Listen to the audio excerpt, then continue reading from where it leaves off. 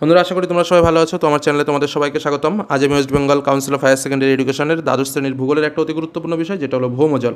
তো আজ আমি ভৌমজল সম্পর্কে বিস্তারিত আলোচনা আমি তোমাদের সামনে তুলে ধরবো, এবং ভৌমজল থেকে যাবতীয় সব কিছুর পুঙ্খানুপুঙ্খ বর্ণনা কিন্তু আজ আমি তোমাদের সামনে তুলে ধরবো। তোমরা জানো যে আমি এখন তোমাদের যে ক্লাসগুলো নিচ্ছি সেটা কিন্তু সম্পূর্ণ বুঝে নেওয়া ক্লাস, এবং এর আগে যথারীতি আমি তোমাদের শর্ট টাইপের কোশ্চেনগুলো তোমাদের দিয়ে দিয়েছি। যারা দেখোনি তারা চ্যানেল প্লেলিস্টে বা ডেসক্রিপশন বক্সে গিয়ে লিঙ্কটা দেখে নেবে।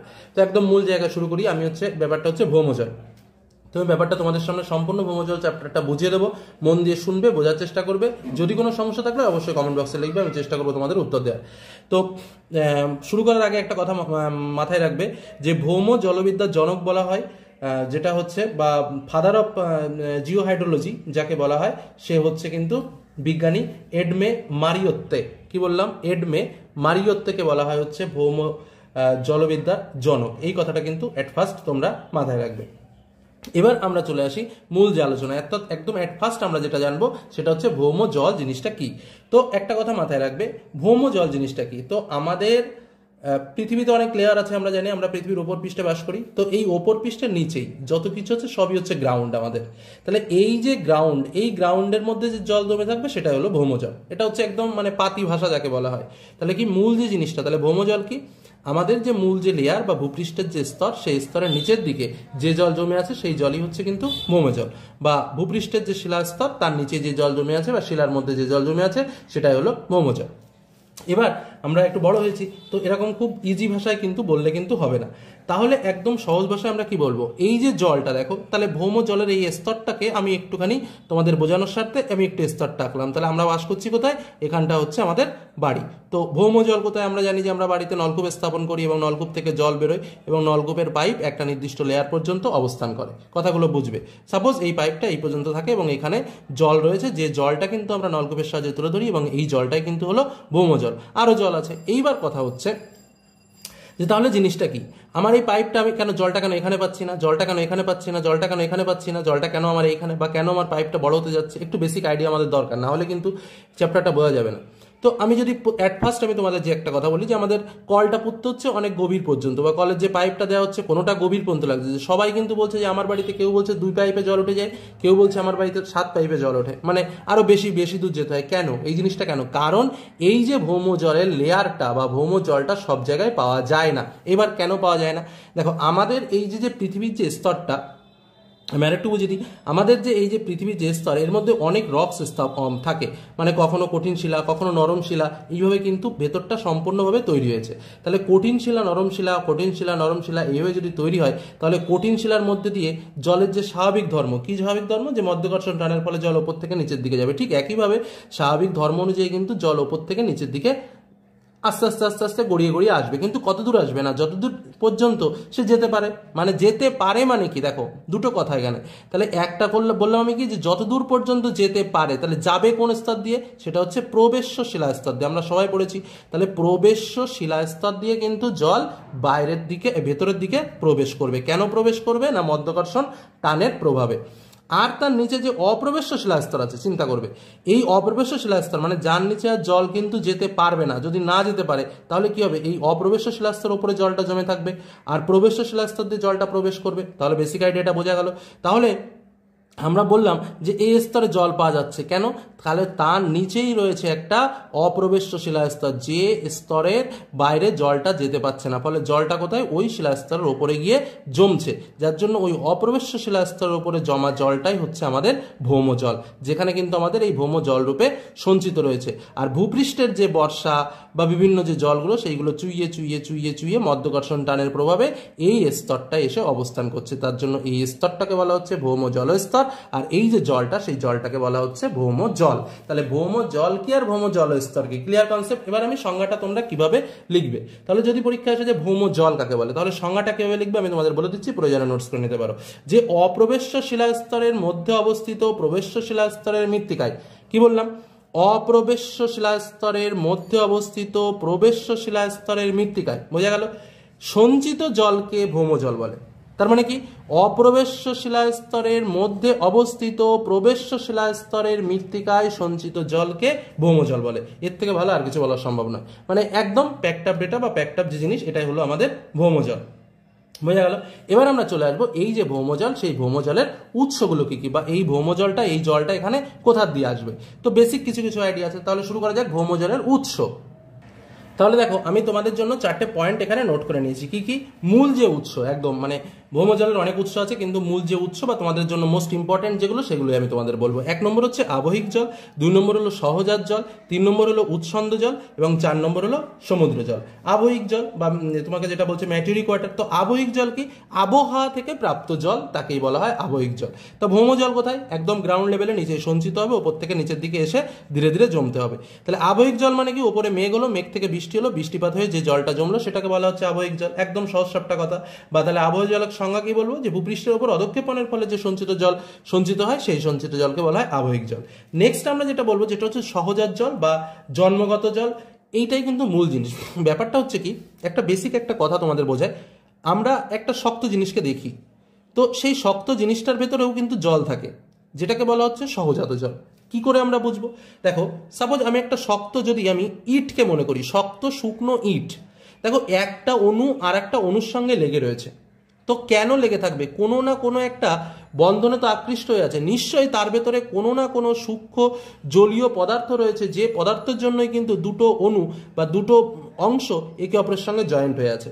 তো বলছে যে পৃথিবী যখন সৃষ্টি হয়েছিল, তখন এই শিলাখণ্ডের মধ্যে অসংখ্য পরিমাণ এরকম জলকণা আছে, যে জলকণা দ্বারা কিন্তু শিলাখণ্ডের যে সংশক্তি বল বা শিলাখণ্ডের প্রত্যেকটা ছোট ছোট অতি ক্ষুদ্রাতি ক্ষুদ্র অণুর মতো ছোট ছোট অংশ একে অপরের সঙ্গে জয়েন্ট হয়ে আছে। এই যে জিনিসটা, এটাকেই বলা হচ্ছে সহজাত জল। অর্থাৎ সংজ্ঞা হিসেবে আমরা কি বলবো? বলছে পাললিক শিলা যখন সৃষ্টি হচ্ছে, কথাটা বুঝবে ভালো করে। পাললিক সময় সৃষ্টির সময় সমুদ্র বা হ্রদের কিছু পরিমাণ জল যখন ওই শিলার মধ্যে অবস্থান করে, তখন তাকে জন্মগত বা সহজাত জল বলে। কিন্তু এটা যে শুধুমাত্র পাললিক শিলায় থাকবে সেটা কিন্তু কথা না, প্রত্যেকটা শিলার মধ্যেই জলের উৎপত্তি রয়েছে। কেন স্পষ্টভাবে পাললিক শিলার কথা আমি এখানে বলছি? কারণ বিভিন্ন আগ্নেয় শিলাগুলো ধীরে ধীরে ধীরে ধীরে ক্ষয়প্রাপ্ত হতে হতে কিন্তু লাস্টে চলে আসে কোথায়? না পাললিক শিলায়। এবং ওই যখন লাস্টে আসে পাললিক শিলাটা তৈরি হয় কোথায়? না সমুদ্রে। একদম সমুদ্রের তলদেশে ধীরে ধীরে ধীরে ধীরে জমে কিন্তু পাললিক শিলাটা তৈরি হয়, এবং এই শিলাটা তৈরি হয়ে যাওয়ার পরবর্তী পর্যায়ে কিন্তু এর মধ্যে জল অবস্থান করে, এবং সেই শিলায় আবার শিলাচক্র রূপে আবার ওপর দিকে উত্থিত হয়, বা যে আমরা শিলাচক্র পড়েছি সেটা একটা আলাদা পার্ট। তো এই শিলায় কিন্তু ধীরে ধীরে আবার ওপর দিকে চলে আসে, তো এই শিলার মধ্যেই কিন্তু সেই জল আবার অবস্থান করে। তো এইভাবে মূল যে কথাটা, তাহলে সহজাত জল কি? শিলা মধ্যস্থিত যে জল থাকে, যেটা শিলা সৃষ্টির সময় তৈরি হয়, সেই জলকে বলা হয় সহজাত জল। এবার আমরা চলে আসবো উৎসন্দ জল। একদম সহজ কথায় উৎসন্দ জল জিনিসটা কি আমি একটু বুঝিয়ে দিই। উৎসন্দ জল হচ্ছে, আমরা জানি যে আগ্নোৎপাত হয়, তো আগ্নোৎপাত হওয়ার ফলে কি হয়? শিলাখণ্ড থেকে বিভিন্ন পদার্থগুলো বাইরের দিকে বেরিয়ে আসে, শিলাখণ্ড থেকে বিভিন্ন পদার্থ বাইরে বেরিয়ে আসতে পারে। তো এই যে যখন বেরিয়ে আসে, তখন সাধারণভাবে কিছু পরিমাণ জলটাও কিন্তু বেরিয়ে আসবে, শুধু যে আগুনটা বেরিয়ে যাবে সেটা না। কেন? এই জলটা কিসের? এই জলটা হতে পারে বাষ্পভূত জল, মানে ভেতরে তো অভ্যন্তরে আগ্নেয় পদার্থ রয়েছে, তো সেই আগ্নেয় পদার্থ থেকে বাষ্পীভূত জলটাও কিন্তু বেরিয়ে আসতে পারে। তো সেই যে বাষ্পীভূত জলটা বাইরের দিকে বেরিয়ে আসলো, বা এর মধ্যে যে লাভা ম্যাগমাগুলো রয়েছে, ভূ অভ্যন্তরে ম্যাগমা, তো ম্যাগমাগুলো রয়েছে, সেই ম্যাগমার মধ্যে যে জলটা রয়েছে, সেই জলটাও কিন্তু বাইরের দিকে বেরিয়ে যেতে পারে। অর্থাৎ একদম সহজ সাপটা কথায়, আগ্নেয়গিরি থেকে যে জল বা অগ্নুদ্গমের ফলে নির্গত যে জল বাইরের দিকে বেরিয়ে আসে, যে উত্তপ্ত জল। আর একটা কথা মনে রাখবে, শুধুমাত্র উত্তপ্ত নয়, এর সঙ্গে কিন্তু খনিজ পদার্থও বাইরে বেরিয়ে আসে। তার মানে তোমরা যে কথাটা বলবে সেটা হচ্ছে উত্তপ্ত খনিজ পদার্থযুক্ত জল বাইরে বেরিয়ে আসে, তাহলে একদম সঠিক উত্তর। খনিজ পদার্থযুক্ত জল যদি বাইরে বেরিয়ে আসে, তখন তাকে বলা হয় হচ্ছে উৎসন্দ জল। বোঝা গেল নিশ্চয়ই। এবার আমরা চলে আসবো পরেরটা, সামুদ্রিক জল। তাহলে এবার চলেছি সামুদ্রিক জলে। দেখো, একদম একটা বেসিক আইডিয়া আমি তোমাদের বোঝাই। মনে করো এই যে স্তরটা, তো এইখানটা মনে করো আমার সমুদ্রভাগ রয়েছে, এই জায়গাটা। এইবার এইখানটায় তো শিলাখণ্ড রয়েছে, আমাদের শিলা। তাহলে এইটা যদি এই হয়, তাহলে আমাদের মূল শিলাখণ্ড কি? এটা সমুদ্রভাগ, এটা জলভাগ রয়েছে মনে করো। তাহলে এই যে এটা কি? স্থলভাগ। এই যে জলটা, এবার জল কি এখানে থেমে থাকবে? জল কিন্তু এখানে থেমে থাকবে না। তাহলে এই জলটা কি হবে? ঠিক চোয়ানো প্রক্রিয়ায় ধীরে ধীরে এই জলটা কিন্তু ধীরে ধীরে এই দিকে এগিয়ে আসবে। বোঝা গেল কি বললাম? তাহলে দেখো এখানে কিন্তু সমুদ্র নেই, এই জায়গাটা কিন্তু সমুদ্র ছিল না, কিন্তু এই যে স্থানটা রয়েছে এই স্থানটাই কিন্তু এই সমুদ্র জলই কিন্তু চুইয়ে চুইয়ে ভূ অভ্যন্তরে প্রবেশ করছে এবং ভৌম জল রূপে সঞ্চিত হচ্ছে। তাহলে এই যে জলটা, এই জলটাকে বলা হচ্ছে সামুদ্রিক জল। তাহলে সামুদ্রিক জল কি? তাহলে উপকূল অঞ্চলে শিলার মধ্যে দিয়ে যে সমুদ্রের জল ভূমিভাগের অভ্যন্তরে প্রবেশ করে তাকে বলা হয় সামুদ্রিক জল। এবার আমরা চলে যাব, তাহলে জলের শ্রেণীভাগ হয়ে গেল। এবার আমরা চলে যাব নিয়ন্ত্রকগুলো কি কি আছে, অর্থাৎ ভৌম জলের নিয়ন্ত্রক, মানে এই যে জল কিভাবে আসে কিভাবে জমা হয় সেটা কার কার ওপর নির্ভর করে। এবার আমরা চলে আসি যেটা মূল জিনিস, সেটা হলো ভৌমজলের নিয়ন্ত্রক। তো ভৌমজলের নিয়ন্ত্রকের জন্য আমি এখানে 7টা পয়েন্ট দিয়েছি। এই 7টা পয়েন্ট হলো বৃষ্টিপাত, প্রবেশ অপ্রবেশ্য শিলাস্তরের অবস্থান, সচ্ছিদ্রতা, বাষ্পীভবন, ভূমির ঢাল, অনুশ্রবণ এবং ভূমির ব্যবহার। তো আমরা এট ফার্স্ট কি করব, এই যে 7টা পয়েন্ট রয়েছে এই 7টা পয়েন্টটা বুঝে নিই। তো আমি প্রথমেই তোমাদের একটা কথা বললাম যে ভৌম জল মানে কি? ভৌম জল মানে ভূ অভ্যন্তরে সঞ্চিত জল। তো এর সঙ্গে এই যে জিনিসটা তার কি কি সম্পর্ক রয়েছে আমি জাস্ট একটা ড্রয়িং এর মাধ্যমে তোমাদের প্রত্যেকটা জিনিস পরিষ্কারভাবে বুঝিয়ে দিচ্ছি, আশা করি তোমাদের কোনো সমস্যা হবে না। তো যাই হোক, আমাদের নিচের স্তরে কি রয়েছে? ভৌম জল রয়েছে। এবার আমি চলে আসি মূল জায়গায়। তো প্রথম হচ্ছে 1 নম্বর কথা বৃষ্টিপাত। তাহলে কি তোমরা কি করো, যখন নিয়ন্ত্রক লেখো না তোমরা তখন সম্পর্কটা লেখো না পরীক্ষায়, যার জন্য তোমরা নম্বরটা কম পাও। মানে বৃষ্টিপাতের সঙ্গে প্রশ্নটা দিয়েছে নিয়ন্ত্রক, ধরো সাপোজ বললো নিয়ন্ত্রক কি বা সম্পর্ক কি, এইভাবে যদি তোমাদের প্রশ্নটা করে তাহলে মূল যে ব্যাপারটা সেটা কি আসবে? তোমাকে তো বলতে হবে যে বৃষ্টিপাত বেশি হলে ভৌমজল বাড়ে, বৃষ্টিপাত কম হলে ভৌমজল কমে। তাহলে দুটোই যদি বাড়ে বা দুটোই যদি কমে তাহলে তাদের মধ্যে কি সম্পর্ক? তাহলে তাদের মধ্যে সমানুপাতিক সম্পর্ক। তাহলে বৃষ্টিপাত ও ভৌমজলের মধ্যে কি সম্পর্ক রয়েছে? সমানুপাতিক সম্পর্ক। একদম ক্যালকুলেশন, মানে দুটোই যদি বাড়ে, এটাও বাড়ে এটাও বাড়ে, তাহলে সম্পর্কটা কি হচ্ছে? সমানুপাতিক। আর যদি সমানুপাতিক আর যদি একটা বাড়ে আর একটা কমে তাহলে কি হবে সেই সম্পর্ক? সেই সম্পর্ক হবে ব্যস্তানুপাতিক। তাহলে বৃষ্টিপাতের সঙ্গে ভৌমজলের কি সম্পর্ক? একদম নোটস যখন লিখবে প্রথম লাইনে এটা লিখবে যে বৃষ্টিপাত বাড়লে ভৌমজলের পরিমাণ বাড়ে, বৃষ্টিপাত কমলে ভৌমজলের পরিমাণ কমে। প্রথম কথা এটা। এইবার আমি কি বলবো যে মধ্যাকর্ষণ টানের প্রভাবে বৃষ্টিপাতের জল ধীরে ধীরে ভূ অভ্যন্তরে সঞ্চিত হয়ে ভৌমজল বৃদ্ধি ঘটায়, আর বৃষ্টিপাত যদি কম হয় তাহলে ভৌমজল কম হয়। হয়ে গেল প্রথম পয়েন্ট আমাদের। বৃষ্টিপাত বলে যে আমাদের মূল যে পয়েন্ট আমাদের লিখতে হবে সেই পয়েন্ট আমাদের কমপ্লিট এইভাবে আমরা লিখে ফেলবো।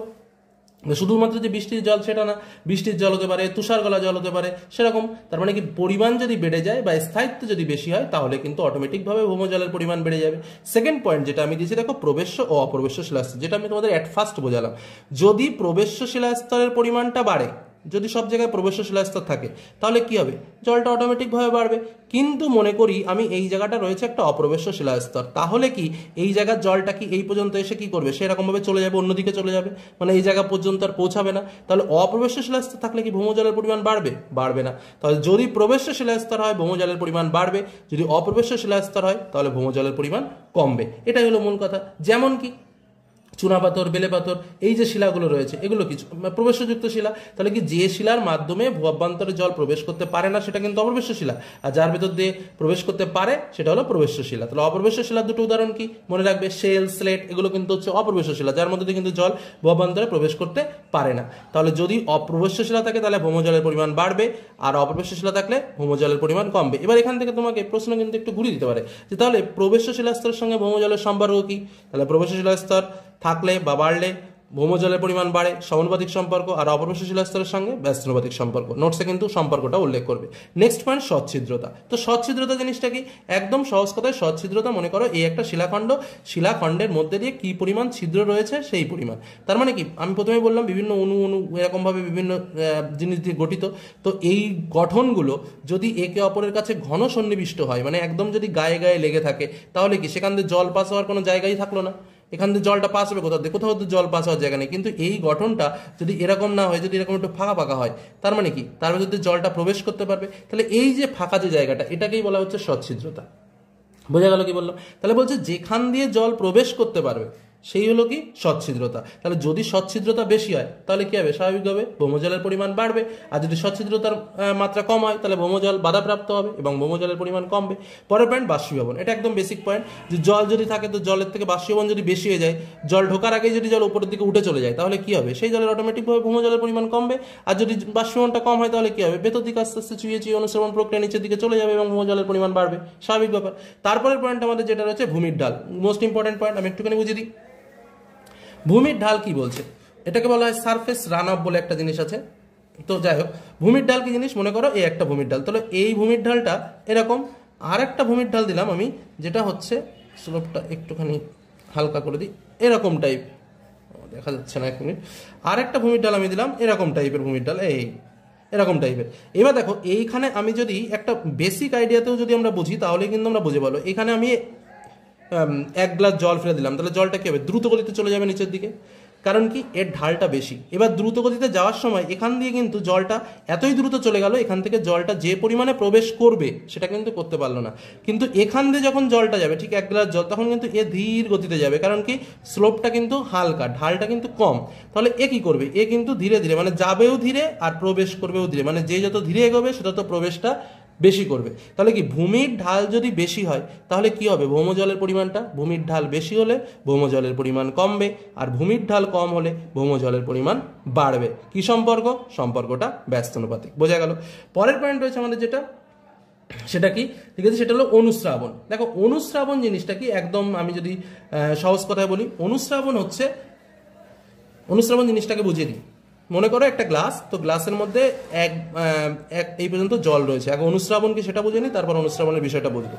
এইবার এই পর্যন্ত মনে করো জল রয়েছে, এইবার আমি 1 খণ্ড তুলো নিলাম, তুলো নিয়ে এরকমভাবে জলের উপরে রাখলাম। এইবার দেখো তো আমি কিন্তু তুলোটা জাস্ট উপরে রেখেছি, কিন্তু এই জলকণা কিন্তু আস্তে আস্তে আস্তে আস্তে উপরের দিকে ওঠা শুরু করবে। বোঝা গেল কি বললাম কথাটা, কারণ কি এই জলটা কিন্তু এই সমস্ত তুলোখণ্ডটাকে ভিজিয়ে দেবে, কিন্তু জলের স্বাভাবিক ধর্ম কি, জলের স্বাভাবিক ধর্ম কিন্তু নিচের দিকে যাওয়া অভিকর্ষণ টানের প্রভাবে, কিন্তু এখানে কি হচ্ছে না, অনুশ্রাবণের ফলে জলকণা উপরে উত্থিত হচ্ছে, যেটা কিন্তু উদ্ভিদের কৌশিক জল যেটা তোমরা পড়েছো, তো সেই এরকম একটা ব্যাপার। তাহলে কি অনুশ্রাবণ যদি বেশি হয়, মানে ভৌমজল সঞ্চিত রয়েছে কিন্তু মৃত্তিকা ওপরের এত শুষ্ক মৃত্তিকা বা কোনো কিছু যদি উপর দিক দিয়ে টেনে নেয়, তাহলে কি হবে, ভৌমজলের পরিমাণটা অবশ্যই কমবে। তাহলে অনুশ্রাবণের মাত্রা যদি বেশি হয় তাহলে ভৌমজলের পরিমাণ কমবে, অনুশ্রাবণের মাত্রা কম হলে ভৌমজলের পরিমাণ অবশ্যই বাড়বে।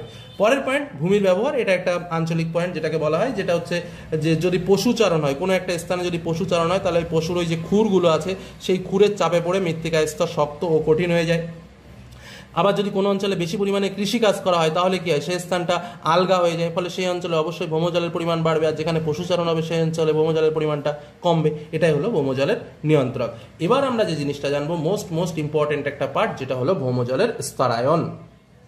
তাহলে এখন আমরা যে বিষয়টা জানবো সেটা হলো ভৌমজলের স্তর। তো আমি তোমাদের সামনে ড্রয়িংটা করে নিলাম। তো যাই হোক, এখন আমি তোমাদের ব্যাপারটা বুঝিয়ে দিচ্ছি, একদম সহজ ভাষায় বুঝবে। এইটা কি, এই পাশে আমি করেছি কি ভৌমজল, এটার দিকে আগে দেখানোর দরকার নেই, আমি ধীরে ধীরে যেভাবে বোঝাচ্ছি সেভাবে বোঝার চেষ্টা করো। তো অ্যাট ফার্স্ট এটা কি, এটা হলো ভৌমজল। ভৌমজলের দুটো অংশ আছে, একটা হচ্ছে অসম্পৃক্ত স্তর আর একটা হলো সম্পৃক্ত স্তর। কথাটা ভালোভাবে বুঝবে, অসম্পৃক্ত আর সম্পৃক্ত দুটো কথাটার মানে কি, সম্পৃক্ত আর অসম্পৃক্ত কি আগে সেটা বুঝে নিন। মনে করো একটা গ্লাস, এই গ্লাসে 1 লিটার জল ধরে, তো সেই একই গ্লাস আমি দুটো আঁকালাম, তো এই গ্লাসেও 1 লিটার জল ধরে, তো এখানে আমি কি করলাম, 800 গ্রাম জল দিলাম, তাহলে কি আরও 200 গ্রাম জল লাগে, তাহলে এই গ্লাসটা কিন্তু সম্পৃক্ত হয়নি, কারণ কি আরও 200 গ্রাম লাগবে জল, তাহলে সম্পৃক্ত হবে। আর এই জলটা একদম পুরো 1 লিটারই রয়েছে, তাহলে কি এই গ্লাসটা সম্পূর্ণ সম্পৃক্ত জল। তার মানে কি সম্পৃক্ত আর অসম্পৃক্ত, তার মানে কি এটা সম্পৃক্ত আর এটা হলো অসম্পৃক্ত। তাহলে সম্পৃক্ত আর অসম্পৃক্ত কি, যদি পরিমাণ 100% হয়, মানে এরপরে 1 লিটারের পরে যদি আমি আর 1 গ্রাম জল দিই, সেই জলটা কিন্তু বাইরে বেরিয়ে আসবে। বোঝা গেল কি বললাম, তার মানে কি এ আর জল নিতে পারছে না, অর্থাৎ এর যেটুকু প্রয়োজন ছিল এ সবটুকু কিন্তু গ্রহণ করে ফেলেছে, যার জন্য এ হলো সম্পৃক্ত। আর এ কিন্তু অসম্পৃক্ত কেন, কারণ এর যতটুকু জল নেওয়ার প্রয়োজন ছিল সেই পরিমাণ জল তার হয়নি, আরও জল সে নিতে পারবে, যার জন্য এ কিন্তু অসম্পৃক্ত। তাহলে এই যে স্তর দুটো আমি কি বললাম, নিচের দুটো যেটা রয়েছে এটা হলো সম্পৃক্ত, ওপরের যেটা রয়েছে সেটা হলো অসম্পৃক্ত। তার মানে কি এই স্তরটা কিন্তু জলে পরিপূর্ণ নয়, কিন্তু এই স্তরটা জলে পরিপূর্ণ। মানে কি ভূ আভ্যন্তর, আমরা যদি ছবিতে আরেকটু ভাবে আমি যদি বোঝানোর চেষ্টা করি, দেখো তাহলে জিনিসটা আরো পরিষ্কার হয়ে যাবে। মনে করো তাহলে কি এটা ধরো ভূ অভ্যন্তর আমাদের, তাহলে ভূ অভ্যন্তরে কি এটা ঠিক, এটা যদি আমাদের পৃথিবীর সারফেস হয় তাহলে ভূ অভ্যন্তরে কি ধীরে ধীরে ধীরে ধীরে ভূ অভ্যন্তরটা ভরা উচিত হিসেবে কি বলে সেটা বলে, কিন্তু কি হচ্ছে জলটা নিচের দিক দিয়ে আস্তে আস্তে আস্তে আস্তে জমে জমে জমে জমে উপরের দিকে উঠছে, তার মানে কি এই স্তর পর্যন্ত জল জমে ভরেছে আর এগুলো পর্যন্ত জল জমে ভরেনি, কিন্তু কি এই স্থান থেকে জলটা কিন্তু চুইয়ে চুইয়ে নিচের দিকে পড়ছে। এই যে চোয়ানো প্রক্রিয়াও কিন্তু কিছু পরিমাণ জল কিন্তু এখানে জমে আছে। তার জন্য কি বলা হচ্ছে, তাহলে ভৌমজলের দুটো স্তর, একটা হলো যে স্তরে সম্পূর্ণ পরিমাণ জল জমে আছে সেটা সম্পৃক্ত স্তর, আর যেটার মধ্যে জল জমে নেই সেটা হলো অসম্পৃক্ত স্তর। তাহলে প্রথমেই আমরা দুটো ভাগ পেলাম, একটা হচ্ছে ভৌমজলের দুটো ভাগ, একটা সম্পৃক্ত স্তর এবং অসম্পৃক্ত স্তর। তো এট ফার্স্ট আমরা বুঝে নিই অসম্পৃক্ত স্তর। দেখো সাধারণভাবে কি হয়, বিভিন্ন প্রক্রিয়ার মাধ্যমে, আমি যেটা প্রথমেই বললাম যে উপর থেকে বৃষ্টিপাত বা তুষারপাত বা বিভিন্ন কারণবশত যে জলগুলো আছে সেই জলটা বিভিন্ন কারণে বা ওই যে নিয়ন্ত্রকগুলো আমি তোমাদের বোঝালাম সেই নিয়ন্ত্রণের উপর নির্ভর করে ধীরে ধীরে ধীরে ধীরে ওপর থেকে নিচের দিকে প্রবাহিত হয় বা ওপর থেকে নিচের দিকে আসে। তো যখন ওপর থেকে নিচের দিকে আসছে তখন সে তিনটে স্তরকে অতিক্রম করে ওই জলটা সম্পৃক্ত স্তরে যাচ্ছে, যার জন্য সম্পৃক্ত স্তরকে তিনটে ভাগে ভাগ করা হয়েছে। কি কি? একটা হচ্ছে মৃত্তিকা জল স্তর, একটা মৃত্তিকার বায়ু স্তর, আর একটা হলো কৌশিক স্তর। এবার আমরা জেনে নিই এই যে তিনটে জিনিস, অর্থাৎ মৃত্তিকা জল স্তরটা কি, মৃত্তিকার বায়ু স্তরটা কি এবং কৌশিক স্তরটা কি। এট ফার্স্ট আমরা যেটা জানবো সেটা হলো মৃত্তিকা জল স্তরটা কি। এই যে তিনটে, এই যে অসম্পৃক্ত স্তর, অসম্পৃক্ত স্তরের কিন্তু আরেক নাম হচ্ছে ভাদস স্তর। কি বললাম বোঝা গেল? একই জিনিস, অসম্পৃক্ত স্তরে যা আবার ভাদস স্তরও কিন্তু ঠিক একই ব্যাপার। তাহলে এই ভাদস স্তরের কটি অংশ আছে? ভাদস স্তরের তিনটি অংশ আছে, একটা হচ্ছে মৃত্তিকা জল, একটা হচ্ছে মৃত্তিকার বায়ু স্তর এবং আর একটা হলো কৌশিক স্তর। মৃত্তিকা জল কি? এটা কিন্তু ভাদস স্তরের সবচেয়ে উচ্চ স্তর। মনে রাখবে গাছের জল, এখানে ধরো একটা গাছ আছে, এই যে গাছের জলটা বা গাছের যে শিকড়টা, এই শিকড়টা হাইয়েস্ট যতদূর পর্যন্ত বিস্তৃত এবং এই শিকড়ের সঙ্গে যে জল লেগে থাকে সেটা হলো মৃত্তিকা জল। বোঝা গেল নিশ্চয়ই কি বললাম? তাহলে কি বলবো, মৃত্তিকা জলের স্তর কি? এটা ভাদস স্তরের সবচেয়ে উপরের স্তর। গাছের মূল বা শিকড় মাটির নিচে যতদূর পর্যন্ত পৌঁছাতে পারে সেটাই হলো মৃত্তিকার জলস্তর। এবার আমি বলে দিই মৃত্তিকার বায়ু স্তরটা কি। দেখো একদম সহজ কথায়, মৃত্তিকার জল স্তর এবং কৌশিক স্তরের মাঝখানে যে স্তর আছে সেটা হলো মৃত্তিকার বায়ু স্তর। এই স্তরে কি হয়, মৃত্তিকা থাকে এবং মৃত্তিকার মধ্যে ছোট ছোট ছিদ্র ছিদ্র থাকে, সেই ছিদ্রগুলোর মধ্যে বায়ু পরিপূর্ণ থাকে, যার জন্য এটার নাম হচ্ছে মৃত্তিকার বায়ু স্তর। আর নিচেরটা যেটা মোস্ট ইম্পর্টেন্ট সেটা হচ্ছে কৌশিক স্তর। এটা একদম সব লাস্ট স্টেপ আমরা দেখতেই পাচ্ছি ভাদস স্তরের। এবার দেখো তার নিচেই কি রয়েছে, তার নিচেই কিন্তু রয়েছে সম্পৃক্ত স্তর। যদি এই ওপরে জলের পরিমাণ কম হয়, কথাটা বুঝতে পারবে, এই যে ওপরে জলের পরিমাণ মানে এ তো আস্তে আস্তে কি চুইয়ে চুইয়ে নিচের দিকে আসছে, মানে কি, মানে ও ধীরে ধীরে পাঠিয়ে দিচ্ছে। এবার কোনো কারণবশত এ স্তর শুকিয়ে গেল, তখন এ কি করবে? এই কৌশিক স্তরের কাজটা কি? এ কিন্তু তখন এই যে নিচেই যে সম্পৃক্ত স্তর আছে সেই নিচে সম্পৃক্ত স্তর থেকে জল কিন্তু অনুশ্রবণ প্রক্রিয়ায় উপর দিকে টেনে দেবে। কি বললাম বোঝা গেল? তাহলে এইটা কার কাজ? এটা কিন্তু এই কৌশিক স্তরের কাজ। কথাটা খুব ভালোভাবে বুঝে নেবে। তাহলে কৌশিক স্তর কি বলছে, সম্পৃক্ত জলের পৃষ্ঠটান যদি বৃদ্ধি পায় তাহলে কৌশিক নলবে, অর্থাৎ মানে ধীরে ধীরে বা যে ছিদ্রগুলো আছে সেই ছিদ্রপথ দিয়ে উপরে উঠে আসে এবং মৃত্তিকা কণাগুলিকে কেন্দ্র করে গায়ে গায়ে আটকে থাকে। এই যে জলটা, এই জলই হলো কিন্তু কৌশিক জল। আর এই কৌশিক জলযুক্ত যে মাটির স্তর সেটাকেই বলা হয় কৌশিক স্তর। আশা করি আমি জিনিসটা বুঝতে পারলাম। এবার আমরা তাহলে এই হলো আমাদের স্তর, এই ছাড়া কিন্তু আর আমাদের স্তর নেই। হ্যাঁ, আরেকটা কথা মনে রাখবে যে এই যে স্তরটা তৈরি হলো আর নিচে সম্পৃক্ত স্তরটা এখনো বলা হয়নি, তো সম্পৃক্ত স্তর নিয়ে বলে নিই। সম্পৃক্ত স্তর যার নাম হচ্ছে ফিরেটিক স্তর। একদম সহজ কথা, তার সম্পৃক্ত স্তর কি? নিচে যদি কঠিন শিলা থাকে তাহলে তার উপরেই জল জমে থাকবে, যে জায়গাটা জল জমে থাকবে সেটা হলো সম্পৃক্ত স্তর। হ্যাঁ, তবে আবার কি, এই সম্পৃক্ত স্তর মানে জল জমে থাকবে ঠিক আছে, কিন্তু এটার আবার ভাগ আছে। এটা যে সবসময় জল জমে থাকবে সেটা কিন্তু কথা নাই। এর আবার দুটো ভাগ আছে। কি? একটা হচ্ছে স্থায়ী সম্পৃক্ত স্তর এবং আরেকটা হচ্ছে অস্থায়ী সম্পৃক্ত স্তর। বলছে যে স্তরের জল কখনো কমে না, মানে নন স্টপ অল টাইম জল পাওয়া যায়, সেটা হলো স্থায়ী সম্পৃক্ত স্তর। আর দেখা যাচ্ছে কি বর্ষাকালে জলটা বেড়ে যাচ্ছে, আবার গ্রীষ্মকালে জলটা কমে যাচ্ছে। যেমন তোমাদের হিমরেখা পড়েছো না, স্থায়ী হিমরেখা, অস্থায়ী হিমরেখা, মানে যে হিমরেখার নিচে নামেই না সেটা হলো স্থায়ী, আর যেটা কি শীতকালে উঠে গেল তো অস্থায়ী। ঠিক সেরকম ভাবে যদি জলের লেয়ারটা নিচের দিকে নেমে যায়, মানে হাইয়েস্ট সব থেকে কম যে পর্যন্ত নামবে সেটা হচ্ছে স্থায়ী সম্পৃক্ত স্তর, আর যদি বর্ষাকালে যেটা ওঠানামা করবে বা যে লেয়ার পর্যন্ত সেটা হলো অস্থায়ী সম্পৃক্ত স্তর বা সাময়িক সম্পৃক্ত স্তরও কিন্তু বলা যেতে পারে। এই হলো আমাদের মৃত্তিকার যেটা স্তরায়ন রয়েছে, মৃত্তিকা বলছি, ভৌমজলের যে স্তরায়ন রয়েছে তার বিস্তারিত আলোচনা। এবার আমরা যেটা জানবো সেটা হলো আরো একটা জিনিস, মোস্ট ইম্পর্টেন্ট জিনিস, যেটা হলো অ্যাকুইফার। তো চলে যাই আমরা এবার অ্যাকুইফার বুঝতে। তাহলে শুরু করা যাক অ্যাকুইফার। তো একদম বেসিক্যালি আমি তোমাদের বুঝিয়ে যাবো ঠিক যেভাবে বোঝাচ্ছিলাম। তো প্রথম আমরা আগে বেসিক আইডিয়াটা জেনে নিই যে অ্যাকুইফার কি। তো আমরা যদি দেখি, দেখো অ্যাকুইফার, আমি একটু ইংলিশ স্পেলিংটা লিখে নিয়েছি। তো এর মধ্যে অ্যাকোয়া অ্যাকোয়া শব্দের অর্থ হলো জল এবং ফার মানে হচ্ছে যেটা বলছে জলবাহী স্তর। তাহলে অ্যাকুইফার জিনিসটা কি? অ্যাকুইফার হলো জলবাহী স্তর, একদম সহজ কথায়। তাহলে জলবায়ু স্তরটা কোথায় আছে? নিশ্চয়ই ভূঅভ্যন্তরে, বা আমরা ভৌমজল পড়ছি তো ভৌমজলে ভূঅভ্যন্তরে জলবায়ু স্তর রয়েছে। তাহলে আমরা সংজ্ঞাটা কিভাবে দেবো? একদম খুবই সহজভাবে যদি আমরা বলতে যাই, আমি নিচে তোমাদের জন্য একটা ড্রয়িং করে নিয়েছি। দেখো যে আমরা কিভাবে পড়েছি, নিচেই একটা হার্ড রক্স থাকবে, একটা কঠিন শিলা থাকবে, তার ওপরে জলকণাগুলো জমা হবে এবং এই স্তরের মধ্যে দিয়ে জল প্রবাহিত হবে। তাহলে কি? তাহলে এটা হচ্ছে একটা প্রবেশ্য শিলাস্তর। তাহলে একদম সহজ সাপটা কথা হলো, যে প্রবেশ্য শিলাস্তরের মধ্যে দিয়ে জল প্রবাহিত হয় এবং তার নিচে যদি অপ্রবেশ্য শিলাস্তর থাকে তবে এই প্রবেশ্য শিলাস্তরের মধ্যে দিয়ে জল প্রবাহিত হবে বা জল থাকবে। সেই যে স্তর, সেই যে প্রবেশ্য শিলাস্তর যার মধ্যে জল সঞ্চিত রয়েছে, সেই স্তরটাকেই বলা হচ্ছে কিন্তু অ্যাকুইফার। বোঝা গেল নিশ্চয়ই কি বললাম? তাহলে কি আরো একবার বলছি, প্রবেশ্য শিলাস্তরের যে স্তরে ভৌম জলের সঞ্চয় থাকে তাকে অ্যাকুইফার বলে। তাহলে কি অ্যাকুইফার বলতে ভৌম জল ধারণকারী শিলাস্তরকেই কিন্তু বোঝায়। তার মানে কি, কোনো প্রবেশ্য শিলাস্তরের নিচে যদি অপ্রবেশ্য শিলাস্তর থাকে তাহলে ওই প্রবেশ্য শিলাস্তরের মধ্যে দিয়ে জল ঢুকে অপ্রবেশ্য শিলাস্তরে পৌঁছালে জলের নিম্ন গতি বন্ধ হয়ে যাবে, মানে জল কিন্তু নিচের দিকে ঢুকতে পারবে না, মানে জল এখানেই স্টপ হয়ে যাবে আর নিচের দিকে ঢুকতে পারবে না। তখন এই প্রবেশ্য শিলাস্তর জল ধরে রাখতে সক্ষম হয় এবং অ্যাকুইফারের সৃষ্টি করে। এটা হলো আমাদের বেসিক আইডিয়া বা বেসিক যে অ্যাকুইফার জিনিসটা কি সেটা। এবার এই যে জলটা জমে থাকা বা প্রবেশ্য শিলাস্তরের মধ্যে জলটা জমে থাকা, এই জমে থাকার উপরে কিন্তু অ্যাকুইফারকে আবার বিভিন্নভাবে ভাগ করা হচ্ছে। তো অ্যাকুইফারকে আবার কিভাবে ভাগ করা হচ্ছে, যেমন অ্যাকুইক্লুড, অ্যাকুইটার্ড, অ্যাকুইফিউজ, এগুলোকে একবার একটু দেখে নাও।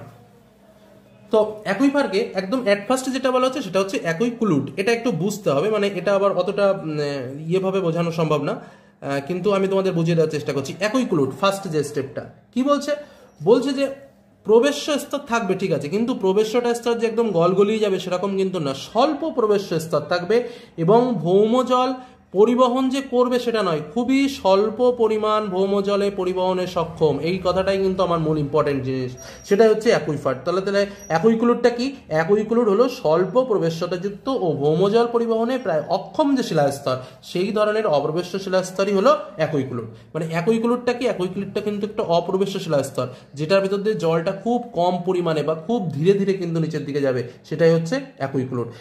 মোটামুটি বেশিরভাগ ক্ষেত্রে কাদা পাথর দ্বারা কিন্তু অ্যাকুইক্লুড গঠিত হয়, এটাই জাস্ট মাথায় রাখবে। আরেকটা জিনিস আছে যেটা হচ্ছে অ্যাকুইটার্ড। কি বললাম আরেকটা? সেটা হচ্ছে অ্যাকুইটার্ড। অ্যাকুইটার্ড এই জিনিসটা কি জিনিস? ঠিক এটাও ঠিক একই ব্যাপার, অ্যাকুইফারের মতো। অ্যাকুইফার কি? অ্যাকুইফার হচ্ছে জলটা বয়ে নিয়ে চলে যাবে, যেটা আমি বোঝালাম। তো সেই অ্যাকুইটার্ডও কিন্তু ঠিক একই কথা, সে জলবাহী স্তর নয়। আবার যে অ্যাকুইটার্ড, মানে এর আগে আমরা যেটা বোঝালাম, অ্যাকুইটার্ডে কি হয়, জলটা একদম মানে অক্ষম বলতে গেলে, মানে প্রায় যায় না, খুবই সূক্ষ্মভাবে যায়, সেরকমও নয়। মানে এই অ্যাকুইটার্ড হলো মানে অ্যাকুইফার এবং অ্যাকুইক্লুডের মধ্যবর্তী পর্যায়। বোঝা গেল আমি কি বললাম? তাই বলছে জলবাহু স্তরও নয়, আবার অ্যাকুইক্লুডের মতো জল রোধক স্তর নয়। সাধারণত বেলে দোআঁশ মাটিতে, আমি যে মাটিগুলোর কথা বলছি এই কথাগুলো মনে রাখবে, তাহলেই দেখবে উত্তরটা সুন্দর হয়ে যাবে।